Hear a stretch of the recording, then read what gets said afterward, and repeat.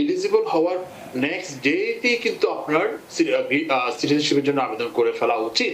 Green card পায় সেক্ষেত্রে তাদেরকে 4 বছর 9 মাস মানে 5 বছর হিসাব করা হয়, 3 মাস গ্রেস দেওয়া হয়েছে। আপনার 4 বছর 9 মাসেই আবেদন করতে পারে, যেন 5 বছরের মাথায় যেন সিটিজেনশিপ আবেদন করতে পারে। এটা হচ্ছে জেনারেল রুল। বিয়ের মাধ্যমে নাগরিকত্ব পাওয়া নিয়ে অনেক একটা ভুল ধারণাও রয়ে গেছে, পাশাপাশি যে একজন নাগরিক মার্কিন নাগরিককে যদি বিয়ে করলেই কি স্বয়ংক্রিয়ভাবে নাগরিকত্ব পাওয়া যাবে। বর্তমান সময়ে কি নাগরিকত্বের এই আবেদন প্রক্রিয়া কি কোনো নতুন নীতিমালা বা পরিবর্তন এসছে? এই যে বর্তমানে যে আমেরিকার যে নাগরিকত্ব পাওয়ার প্রধান এবং বৈধ যে উপায়গুলো রয়েছে, সেই উপায়গুলো যদি একটু ব্যাখ্যা করেন, কারণ এর মধ্যে আমরা অনেকেই ভুলে যেতে পারি, অথবা নতুন যারা এটার এই এলিজিবল হচ্ছে তাদের হয়তো না জানা থাকতে পারে। এই বিষয়টি যদি একটু ব্যাখ্যা করেন। আপনি কিন্তু খুব সুন্দরভাবে বলেছেন যে যারা এলিজিবল সিটিজেনশিপের জন্য দেরি না করে তারা অতি সত্বর আবেদন করে ফেলা উচিত। আপনার এই কথাটির সাথে আবার আরো যখন আমি ল স্কুলে ছিলাম, আমার প্রফেসর ইমিগ্রেশন ল যিনি পড়িয়েছিলেন উনি কিন্তু সেম কথাটা বলেছে।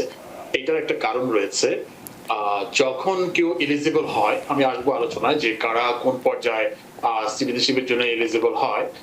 এলিজিবল হওয়ার নেক্সট ডেতেই কিন্তু আপনার সিটিজেনশিপের জন্য আবেদন করে ফেলা উচিত।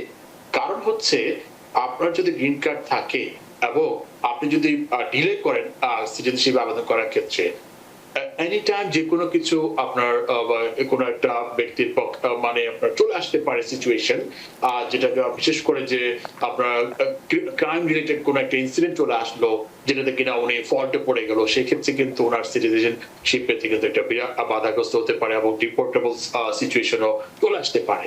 সেটা খেয়াল রাখতে হবে যে ওখানে এলিজিবিলিটি আসবে সাথে সাথেই কিন্তু বিলম্ব না করে সিটিজেনশিপ এর জন্য আবেদন করে ফেলা উচিত।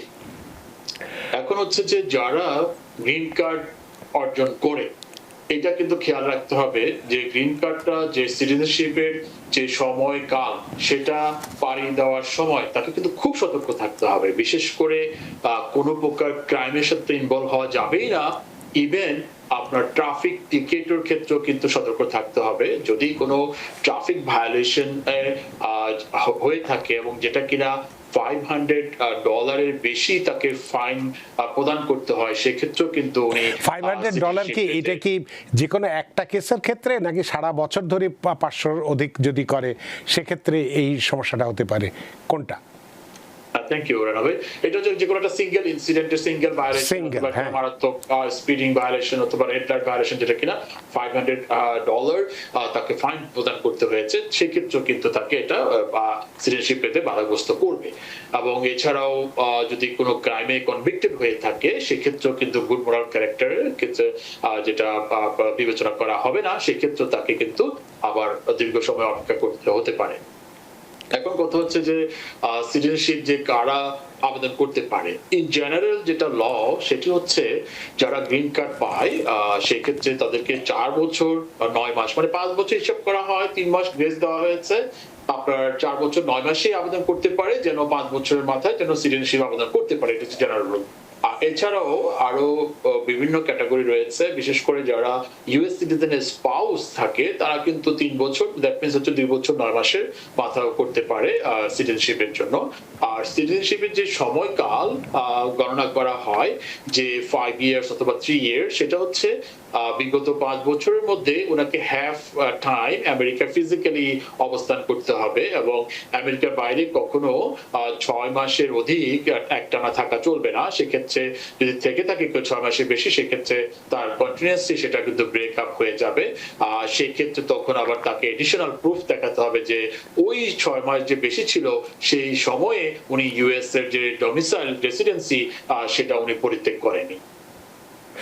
অনেক ধন্যবাদ। এই ক্ষেত্রে অনেকেই, আপনি বিয়ের কথাটা বলেছেন, তো অনেক ক্ষেত্রে বিয়ের মাধ্যমে নাগরিকত্ব পাওয়া নিয়ে অনেক একটা ভুল ধারণাও রয়ে গেছে, পাশাপাশি যে একজন নাগরিক মার্কিন নাগরিককে যদি বিয়ে করলেই কি স্বয়ংক্রিয়ভাবে নাগরিকত্ব পাওয়া যাবে, নাকি সেক্ষেত্রে আপনি 3 বছরের কথা বললেন, বা অন্য কোনো আর কোনো শর্ত আছে কিনা?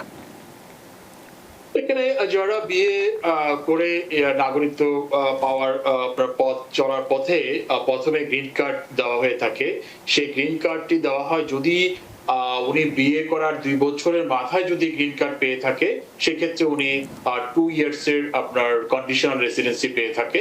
সেক্ষেত্রে তাকে আপনার রেসিডেন্সি রিমুভের জন্য আবেদন করতে হবে 1 বছর 9 মাসের মাথায়।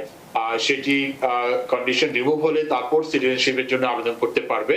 কিন্তু প্র্যাকটিক্যালি এখানে দেখা যায় যে যারা কন্ডিশন রিমুভের জন্য আবেদন করে সেক্ষেত্রে দেখা যায় ইট টেকস 2 ইয়ার্স 3 ইয়ার্স। তো সেক্ষেত্রে ইন দি মিন টাইম ওনার 3 ইয়ার্স কিন্তু পার হয়ে যায় ইউএস সিটিজেন এর সাথে তার রেসিডেন্সি আমেরিকাতে। সেক্ষেত্রে কিন্তু উনি চাইলে ওই কন্ডিশন রিমুভের অ্যাপ্লিকেশন চলমান থাকা অবস্থায়ও কিন্তু আপনার সিটিজেনশিপে আবেদন করে দিতে পারে। সেক্ষেত্রে ওনার দুটো অ্যাপ্লিকেশন একসাথে অ্যাডজুডিকেট হওয়ার সম্ভাবনা থেকে থাকে। অনেক ধন্যবাদ। আরেকটি প্রশ্ন আপনাকে আমি করতে চাই যে যাদের অতীতে, সেটা অতীত, সুদূর অতীতই হোক, দূর অতীতই হোক বা নিকট অতীতেই হোক, যেখানেই হোক না কেন, অতীতে ইমিগ্রেশন সংক্রান্ত যদি কোনো সমস্যা, যদিও আপনি বললেন যে যদি অপরাধ করে থাকে, তো ইমিগ্রেশন সংক্রান্ত যে কোনো ধরনের সমস্যাই হতে পারে, ট্যাক্স বকেয়া বা ছোটোখাটো অপরাধের রেকর্ড যেটা আপনি বললেন সেটা, সেক্ষেত্রে নাগরিকত্ব পাওয়ার সম্ভাবনা কি একেবারেই ক্ষীণ বা কতটুকু থাকে? যদি কোনো রেকর্ড থেকে থাকে, বিশেষ করে ক্রিমিনাল রেকর্ড যদি থাকে কারো, যেটা কিনা নন ডিপোর্টেবল বাট স্টিল ক্রিমিনাল রেকর্ড রয়েছে এবং সিটিজেনশিপ পারসু করতে চাচ্ছে কেউ, সেক্ষেত্রে কারণ ওনার যেদিন উনি সিটিজেনশিপের জন্য আবেদন করবে, ওনার পাস্ট 5 ইয়ার্স কাউন্ট করা হবে বেসিক্যালি ওনার এলিজিবিলিটির জন্য। তো যদি দেখা যায় 5 বছর, বিগত 5 বছরের মধ্যে ওনার কোনো ক্রিমিনাল হিস্ট্রি থেকে থাকে, কনভিকশন থেকে থাকে, সেক্ষেত্রে কিন্তু উনি সিটিজেনশিপ না পাওয়ার সম্ভাবনা রয়েছে। তো সেক্ষেত্রে কিন্তু হতাশ হওয়ার কিছু নেই। ওনার যে ক্রিমিনাল কেসটি ছিল এবং সেটি ওনার কনভিকশন হওয়ার পরে ওনার সেন্টেন্সিং ওরা শেষ হওয়ার পর থেকে ওনাকে another 5 years clean record maintain করে উনি কিন্তু সিটিজেনশিপ অর্জন করতে পারেন।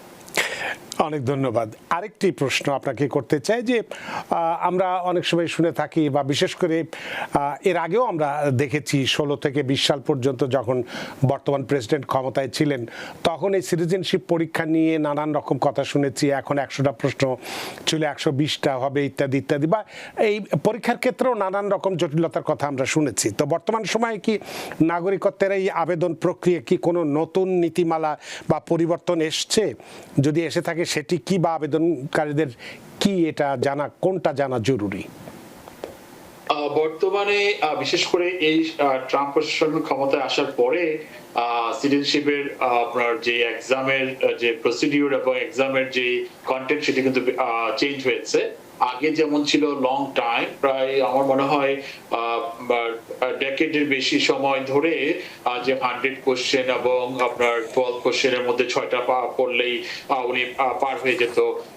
বর্তমানে কিন্তু 128 কোশ্চেনের মধ্যে অ্যাপ্লিকেন্টকে প্রিপারেশন নিতে হবে। সেক্ষেত্রে আপনার 20 কোশ্চেন জিজ্ঞেস করা হবে এবং সম্ভবত 10টা প্রশ্ন ওনাকে কারেক্ট আনসার দিতে হবে। সেক্ষেত্রে উনি কিন্তু সিটিজেনশিপের জন্য এলিজিবল হবে সেক্ষেত্রে।